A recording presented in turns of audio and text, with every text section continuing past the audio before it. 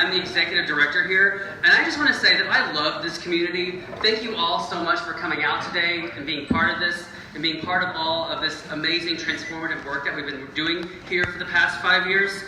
I'd like to also thank Congressman David Cicilline, Mayor Jorge Elorza, Rhode Island State Treasurer Seth Magaziner, members of the Providence City Council who are here. We have Councilman Salvatore and Councilman Yerdner here. If there's anybody else that I'm forgetting, please let me know.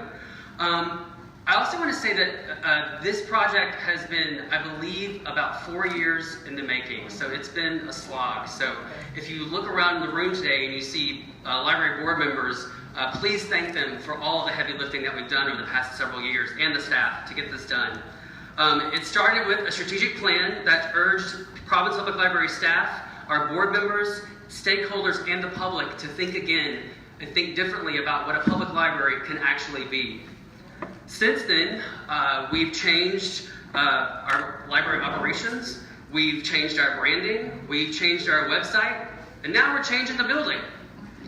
Our staff and board have done, like I said, some amazing heavy lifting to get us where we are today, and none of this would be possible without the incredible mind of Aaron Peterman, our Chief Operating Officer, who will now come to the podium.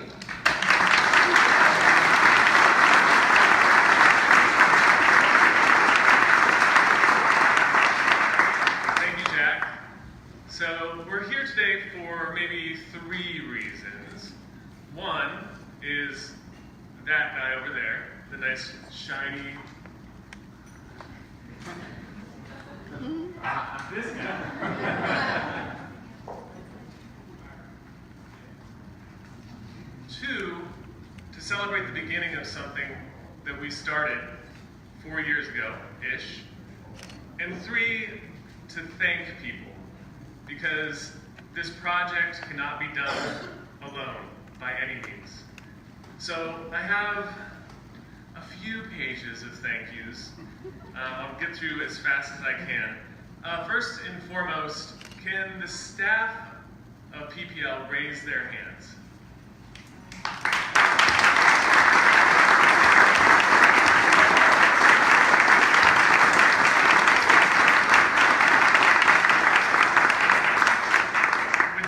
Folks, this would just be 4 walls and some books.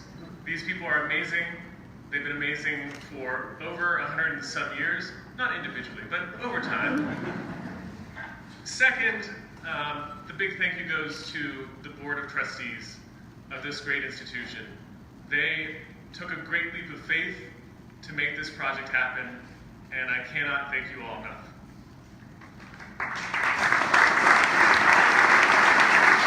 Mr. Jack Martin, who came here not long ago and has transformed, as he said, in many ways, this library, and creates the vision for the future that we're making physical with this renovation. So now I'm gonna, Academy Award style, go as fast as I can through everyone that has had a hand in this project. I want to thank Roger Williams University, whose grad students helped us imagine the initial designs for this project. Marianne Upton, our project architect and design lab from Boston. The engineering team of Risk Frost Shumway, Ed Wojcik Architects, Structures Workshop, Crossman Engineering, Hoffman Engineering, KVA Associates, Fisher Dax Associates, AWA Lighting Designers, Wilspec LLC, Simpson, Gumpertz, and Hager, and our new CM on the project, Bond Brothers.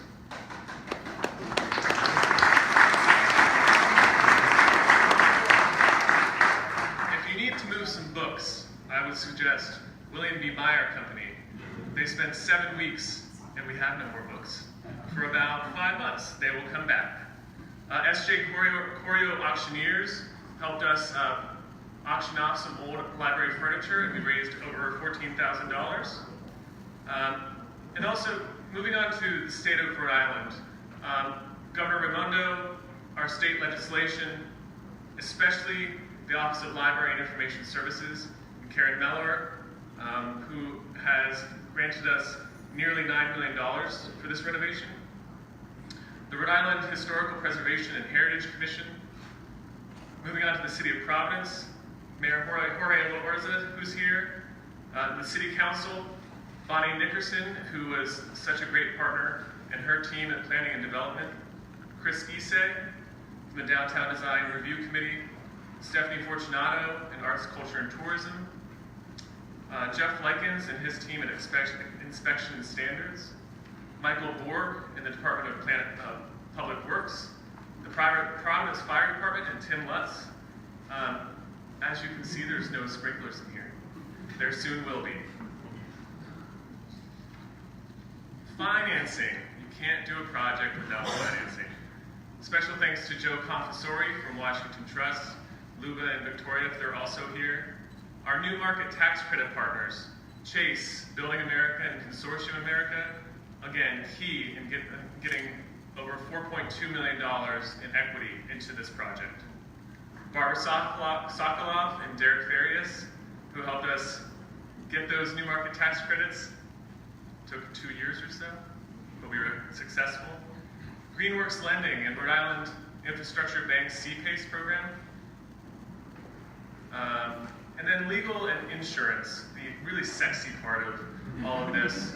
Our counsel for financing and for the project, Jim Simmons, who I believe is here, and David Campbell from Scheckman, Halpern, and Savage, and then insurance, AJ Rockwell and Starkweather and Shepley. And then the good stuff. We had a major gift of $1 million from Rosalind Sinclair. I don't believe she could be here, but thank you, Rosalind, for that incredibly generous gift. We have a grant of $450,000 from the National Endowment for the Humanities, a grant from the Rhode Island State Council of the Arts for $200,000, and again, the Rhode Island Office of Library and Information Services, $8.7 million. And all those other donors that have donated already and pledged, thank you.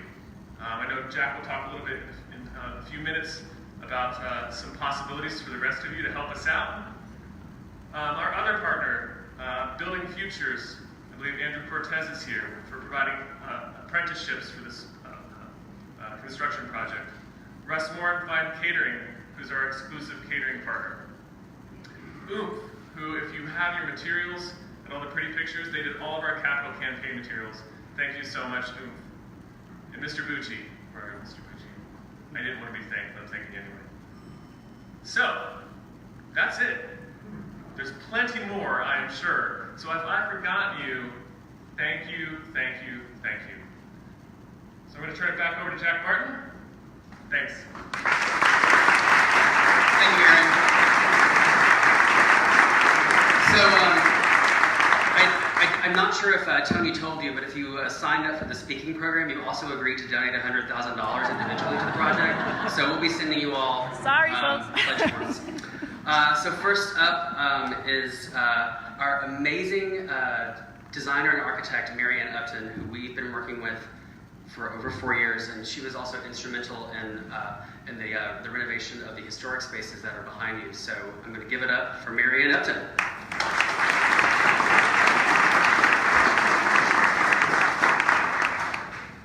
Good morning, everybody. As Jack said, I'm Marianne Upton. I'm very proud to represent my firm, Design Lab Architects in Boston. I celebrated 10 years with that firm this summer, and it's been a really wonderful place to work. And as Jack said, our relationship with the Providence Public Library is quite long. It actually started before the founding of my firm with our founder, Bob Miklos, who had a relationship with Dale Thompson, the former executive director, and they did a lot of work together on the branch system of the library. My story starts here in 2010. I was part of the restoration of the historic part of the building, and it was a beautiful project to work on and a big point of pride in my career insofar as all of the access and new life that is part of that building and the revenues from that go to support all the wonderful programming that Jack and the staff do here. So it's something that I'm quite proud of.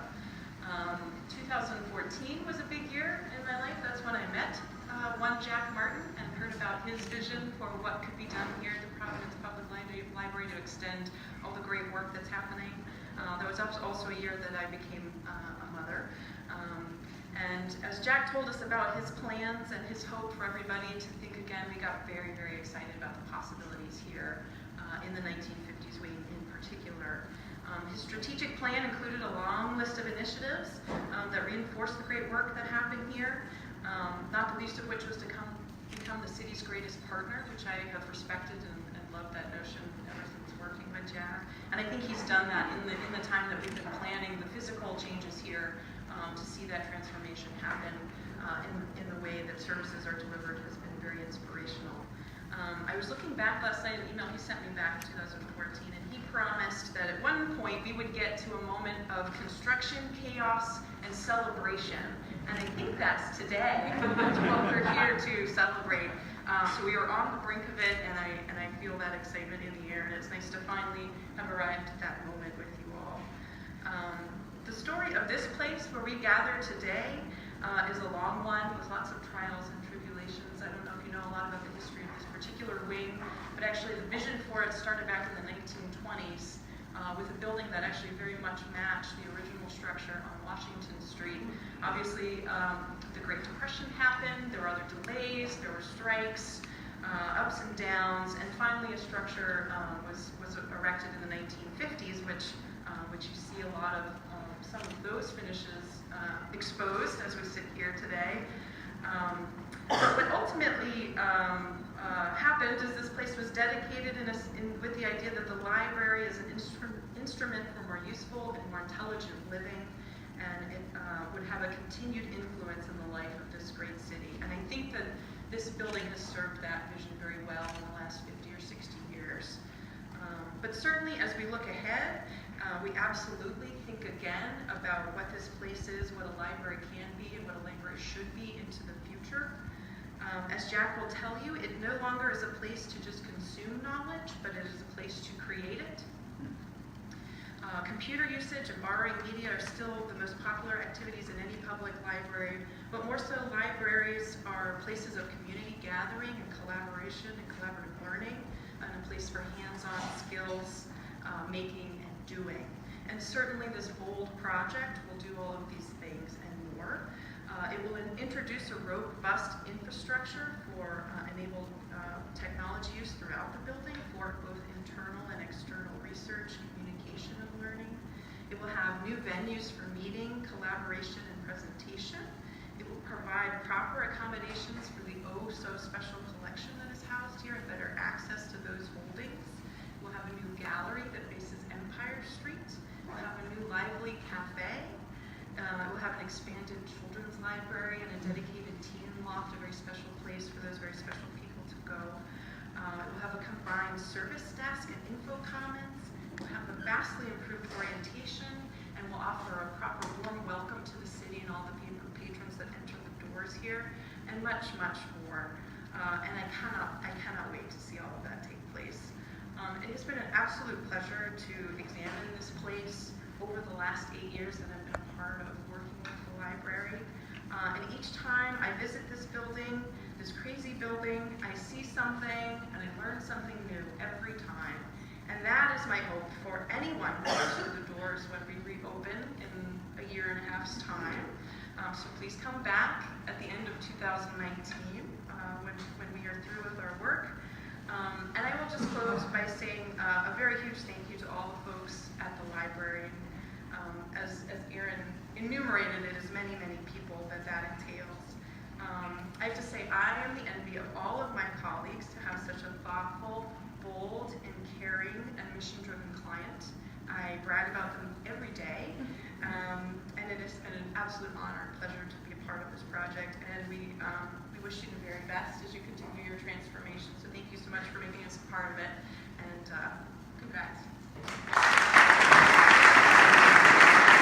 Thank you, Marianne.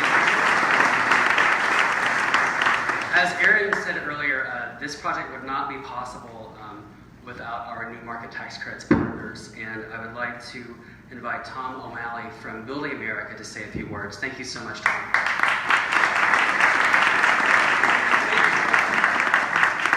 Good morning, all. It's great to be here. So I just want to make sure people understand. I'm with an organization called the Housing Investment Trust, which is an investment vehicle for union pension funds, health and welfare and pension and annuity money. We got about $6 billion in built about 120,000 units of housing. But we're the parent organization of an important organization called the Building America CDE. And that's the avenue in which we're here today. But I have a confession to make. And that is, 4 years ago when this project was brought to me, I wasn't a believer. Because I never lived any place where a public library wasn't a public library, wasn't supported by public tax dollars. And that was a very unique situation. And, you know, the resources that we represent, that all of us represent, you know, have to be judiciously invested. And so I was like, well, aren't we just doing the job of the city and the tax, you know? But then, I gotta tell you, Mike Sabatoni from the building trades, Barbara Sokolov, the New Market tax consultant, stayed on me. They kicked my behind. They stayed on us. They got me to read and understand how this place works. And I am so thrilled that they did that and that we are here today. And I have to tell you, my family is a huge user of libraries. I think it's, I'll use the word, disgusting. An editorial I read recently that was talking about how much resources from city budgets go to libraries, and that in this day and age we ought to just have standalone Amazon kiosk and store, and they could do the job of a public library. Well, you can clearly see that's 18th century thinking as to what the use of a library is, as opposed to what you people represent. Everything I've read in the last couple of days, the thing that I love was the 20th century book lenders to the 21st century cultural institution that you're going to represent here. And that is very, very valuable. And again, that's why I was so happy to be here.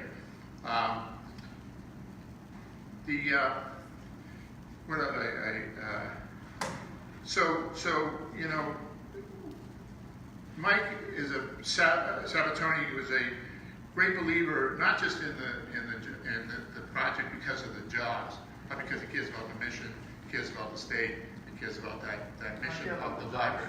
Yeah, well, I say that number one is the jobs. So I really just want to end by saying congratulations to all the people that have a lot more to say about this than I do. And congratulations to the city on being the partnership to get this to happen. But I also just want to say a minute about the city. I'm based up in Boston, and you know I've been down here many times looking for investments and trying to work with folks here in this state. And you can't have a successful city without people, without a tax base, and without jobs. And so I want to say to everybody publicly, Mayor Loza, Mike, let's get that Superman building built.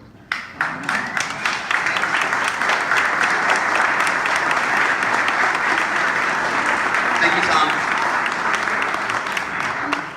We too are also extremely proud to be able to say that this project will be 100% union workers in Rhode Island. And I'd like to invite Rhode Island and Building Construction Trades Council, Michael Sabatoni. Thank you, Michael.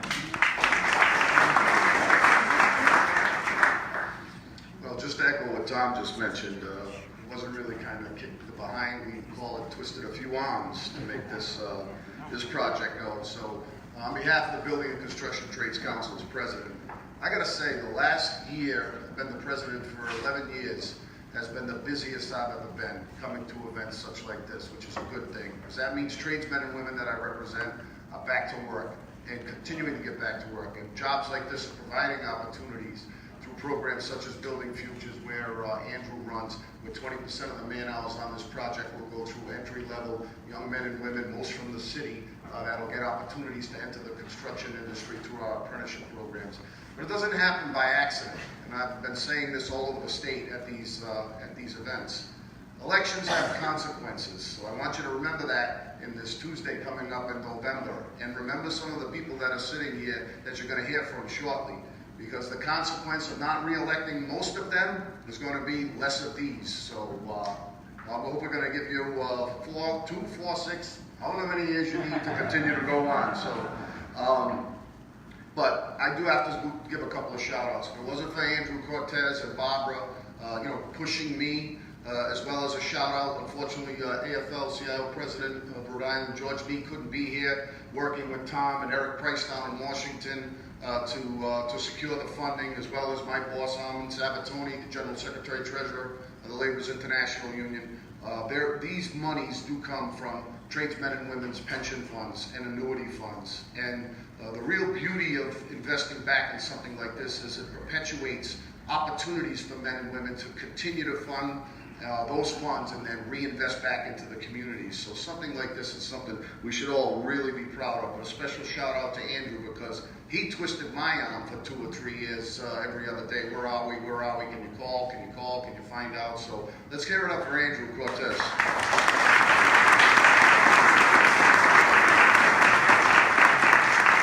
So when you look at the combination of what it took to get here, this is when good things happen. When business, when labor, when government. I see Jeff from the Investment Trust here as well from Rhode Island. That's when things happen, when we're all rowing in the same direction. So I couldn't be happier for the men and women that will work on this building and make it as beautiful as you want it to be. I guarantee you it'll be done on time, on budget. You've got one of the best general contractors in this region in Bond Brothers. I saw Ron Perillo from SiteCon, one of the best demolition contractors that we have in the state, that employ the men and women that we represent. It'll be done on time, on budget, and it'll look exactly the way you want it to look when it's done. So thank you. Thank you, Michael. Thank you. Also, as Michael hinted, we have several elected officials who are here with us today, and I'd like to invite our treasurer, State Treasurer Seth Magaziner, to say a few words. Good morning, everybody. This is a great day. I want to start by recognizing Jack Martin, Aaron Peterson, and the whole team here at the library. This is a lot of work. This is a big project. It's a complicated project, but it's one that's going to make a big difference in the lives of not only Providence residents, but people all across the state of Rhode Island and beyond for many years to come. So thank you and congratulations to all of you. To my colleagues in government, Congressman Cicilline, Mayor Alorza, Council President Salvatore, and Councilman Yurden, thank you for your support of this project. And to everybody who's played a role, Mike Sabatoni and Tom O'Malley, and everybody who's had a role in making this happen, Barbara Sokoloff, thank you.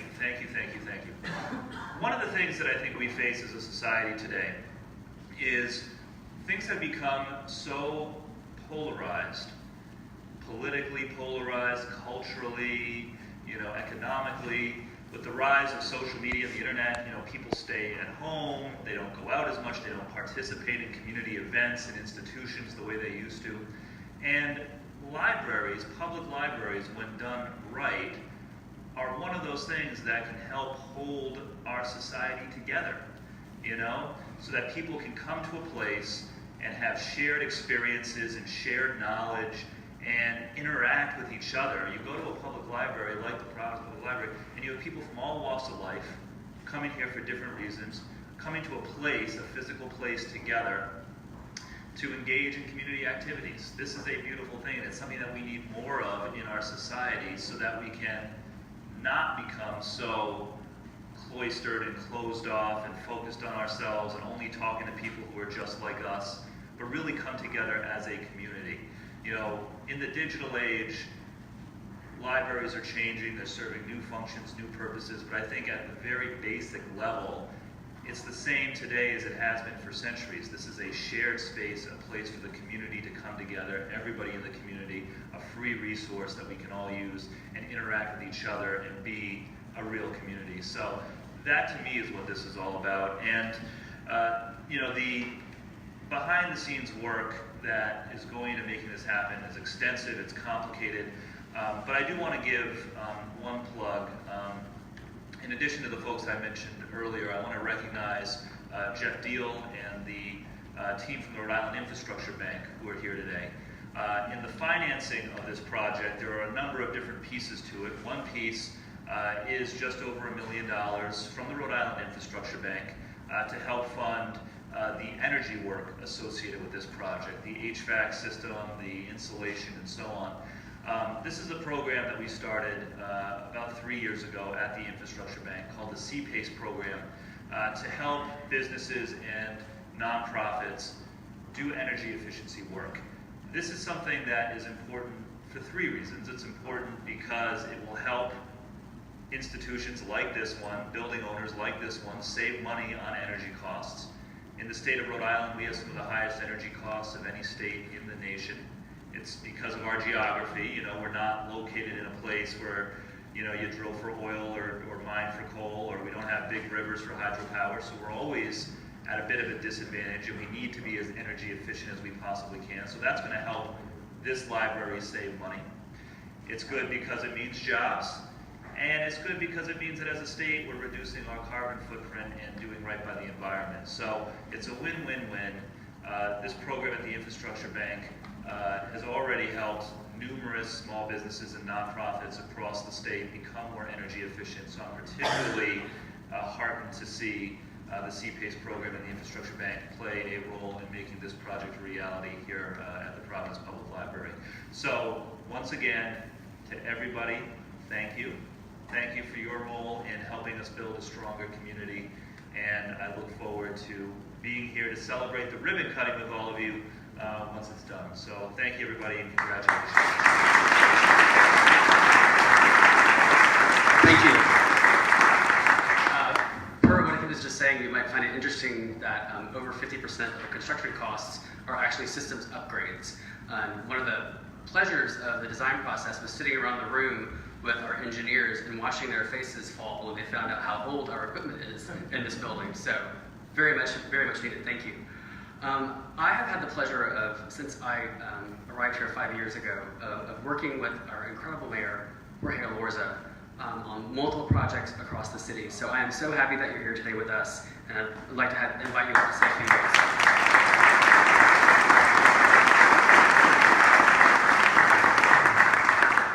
Good morning, good afternoon, everybody. Thank you so much for supporting our public library system.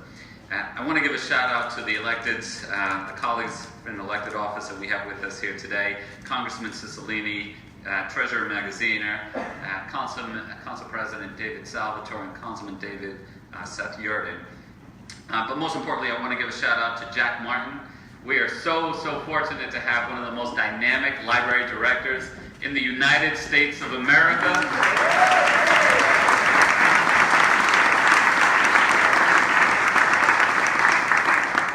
And if his work product didn't speak to that, to those accolades, I mean, check out those socks. Dynamic indeed. But we love you here, Jack, and you've been such a great plus to our state ever since you stepped foot, and it's been an honor to count on you as a partner as we continue to move our city forward. As with every single project, it's not just one person, it's an entire community that gets it done. I want to also recognize Aaron Peterman. I know, Aaron, you've been one of the driving forces behind it here, behind this expansion here at the library, and you deserve a great deal of credit, you and your entire team. I want to recognize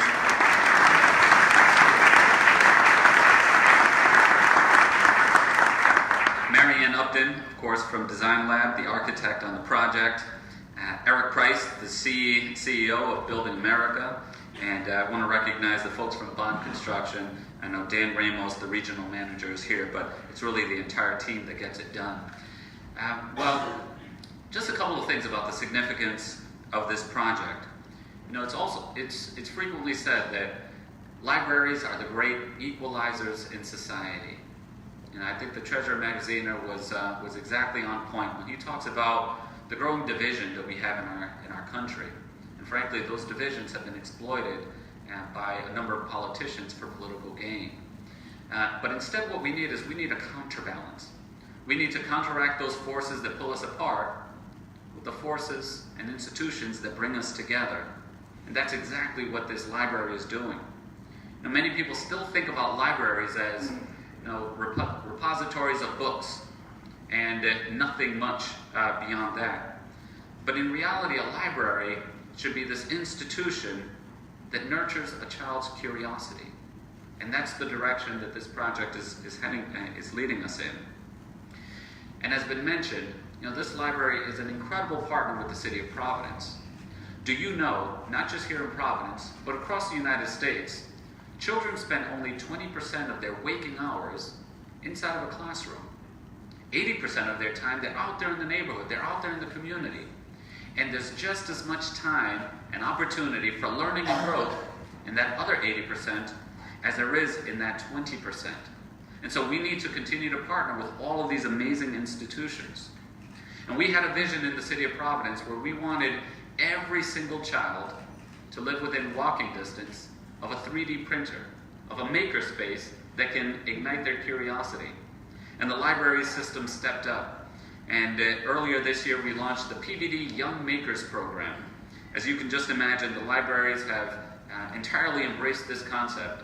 And not only now, but going into the future, this will be a space where young people can come. They can, realize their curiosity, and they can create and make things. Not just make things with their hands, or experience a very cool virtual reality video. Our kids are making those virtual reality videos right here in our library. So talk about preparing our kids for the next century. And what we also find so important about this project, beyond that force that brings people together and nurtures our kids' curiosity, is the fact that it's creating jobs right here in Providence. I am so excited that this project is going to be 100% union.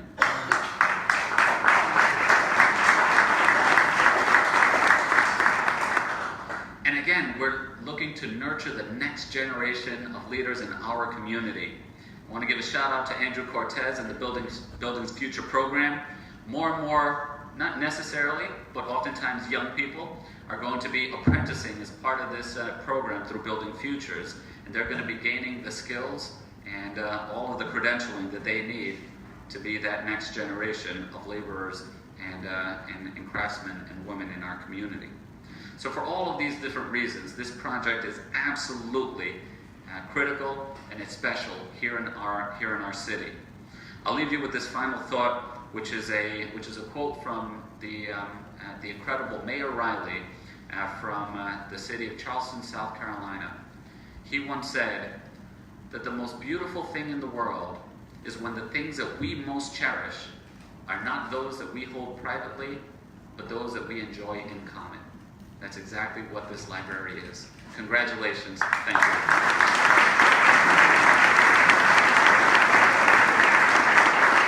Thank you, Mayor. So 4 years in the making, 84,000 square feet of space, $25 million. I've spent the last 4 years walking these hallways, giving tours. I feel like if I say it enough or give enough tours, that'll finally happen. I had the pleasure of giving Congressman David Cicilline a tour, I believe last year, and I am thrilled to have him speak today. Good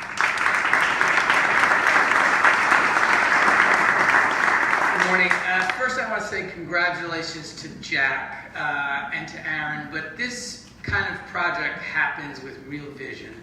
And I think it's fair to say when Jack arrived at Providence Public Library, there were some challenges in terms of the library and the community branch system and a library physically that was sort of built to service the library of the 20th century in the 21st century.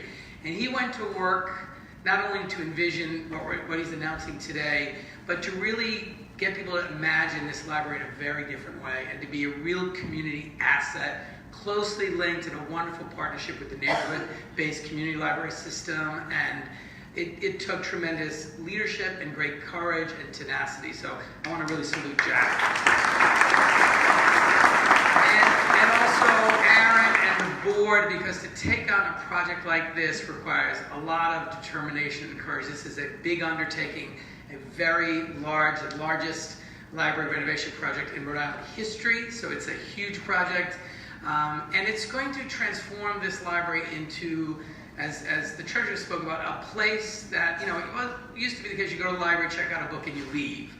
That is not libraries. And when you look at what this library provides in terms of job training, teen empowerment, citizenship classes, this is more of a community center in the kind of modern day than just a library. It's so much more. And the space is going to be configured to maximize its potential as that kind of a community center, serving so many different parts of the community in so many exciting ways, and being a place where not only you learn and you access knowledge, but you create and produce and realize your full potential. So this is very exciting. To the members of the council who are here, the council president and Councilman Yurden, thank you for your support. The mayor, who has made youth development a centerpiece of his work. The treasurer, whose infrastructure bank is contributing so much to this. To everyone who's been a part of this. You know, it's really the case that libraries continue to be a place that people can come to connect, to feel human, to connect to the community that they're a part of, to be that space where there's a sense of what matters in the community rather than an individual experience. We desperately need that in this moment in the history of our country. This library is doing it. It will do it in spades in this new space. And equally exciting is the economic impact of a project like this. And I want to salute and applaud Michael Sabatoni, who's not only been a great advocate for working people and good union jobs, but has demonstrated that you can work with unions and have high quality projects and provide jobs to people in that community, good paying jobs, and with Andrew Cortez, bring in the next generation of building trades folks to contribute to the community they're a part of. So it's a win on 3 levels. Congratulations to everyone who's been a part of this. I look forward to being invited back for the ribbon cutting, and we're going to figure out ways to make sure that the federal government continues to play its role in providing programming money, but it's also time the federal government provides construction money for libraries. And Karen and I are going to work on, at one time the federal government did that. We need to do that again, and here's a great example of why. Thank you.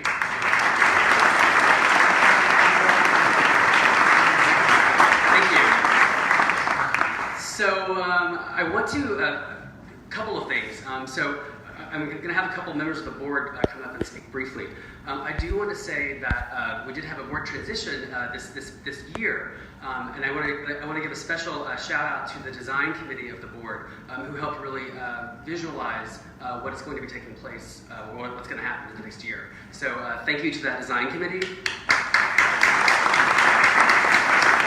And then I'd like to invite Ian Baldwin, our new facilities chair, who's been helping us shepherd this very complex project through this year, and perhaps, hopefully, will help us next year. Ian.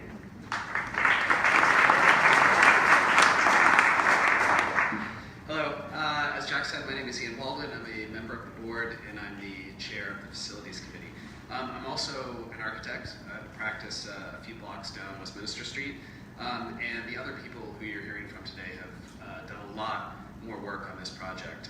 I only came on about a year ago, but a lot of the work that was done before, particularly by Elizabeth Debs, my predecessor, did so much to get this project to a buildable stage. So my job is really just to sort of wash and peel the fruits of their labor. I want to echo what has been said earlier, which is basically that you cannot have a great city without a good library. Or maybe I should say you can't have a good city without a great library. I found myself in the past few years in places as diverse as San Diego, Seattle, Halifax, Cambridge. What makes all those very different places sort of similar is that they all have a new public library, which has opened recently. And so when you go to those places as a visitor, that is the place you go to where you understand that this city cares about its civic realm.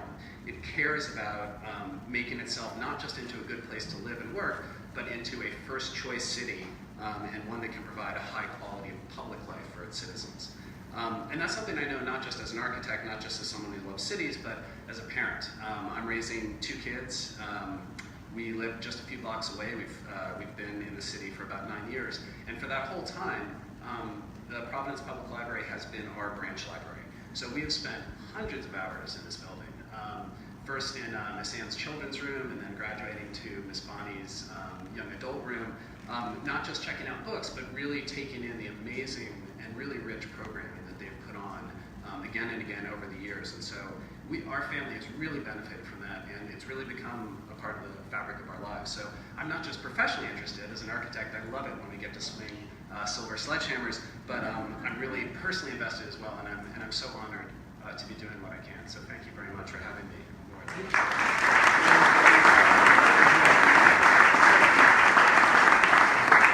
Last but not least, our intrepid Providence Public Library Board Chair, Rob Edwards, has a few words to say as well.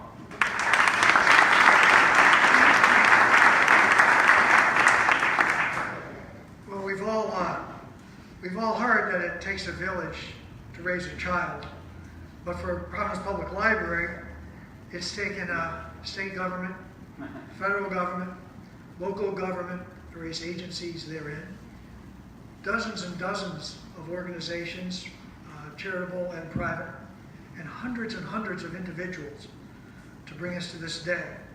It has not been easy getting here. I'll just take a minute. We've had a lot of speakers, and I'm told I'm not supposed to take more than 2 minutes, so I'm not going to take long. And I do want to say that I'm excited about today, and not just because I'm going to get to swing a silver sledgehammer. I've never done it before. That column was looking very inviting. No, it's much more than that. I think this is a big, big day for Rhode Island.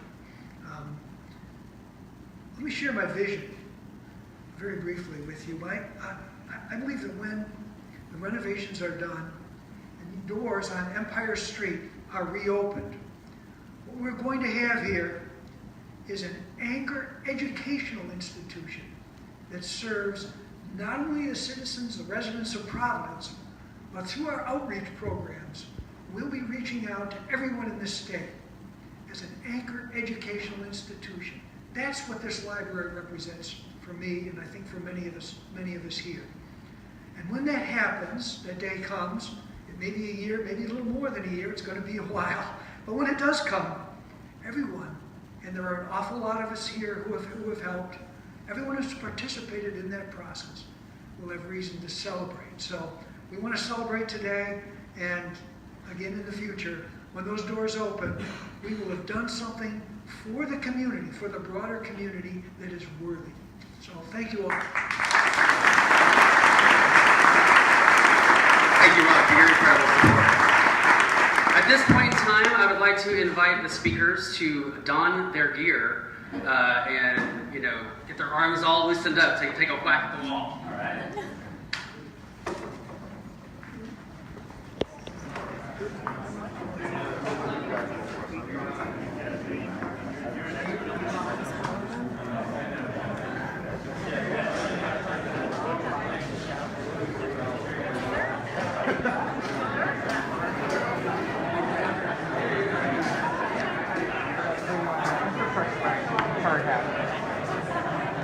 I have one of y'all.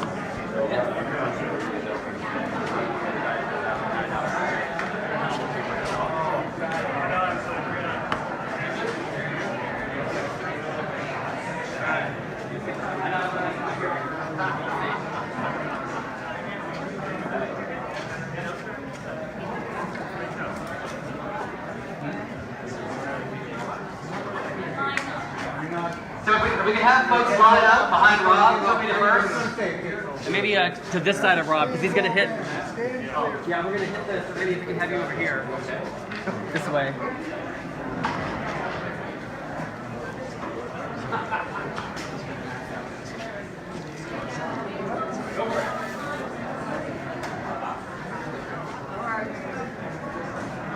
Here we go. All right.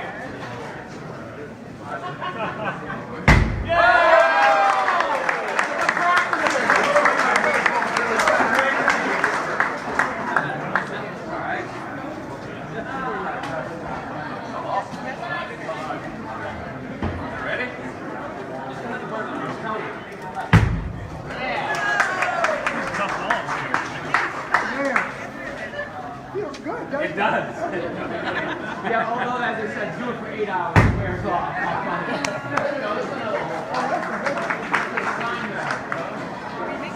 Is there end inside?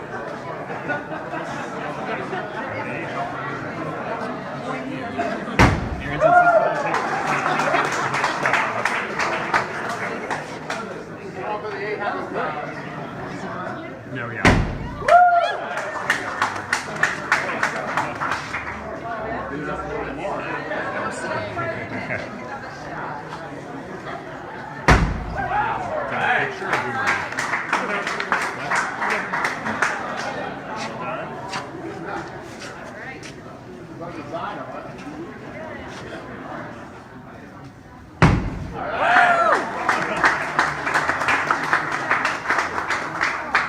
Jack and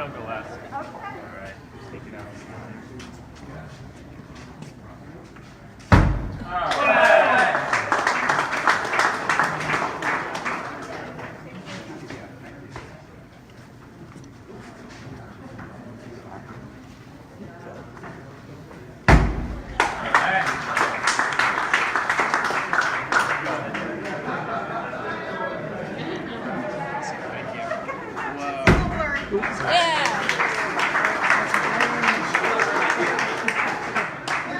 I get it?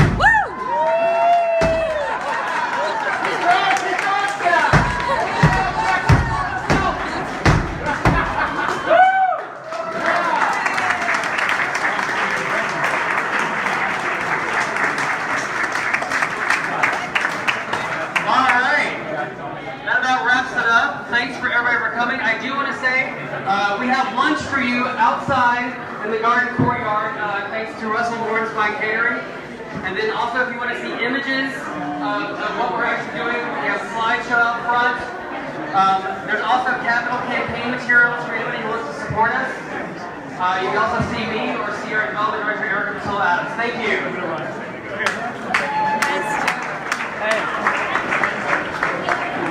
So, can I just finish? Yeah.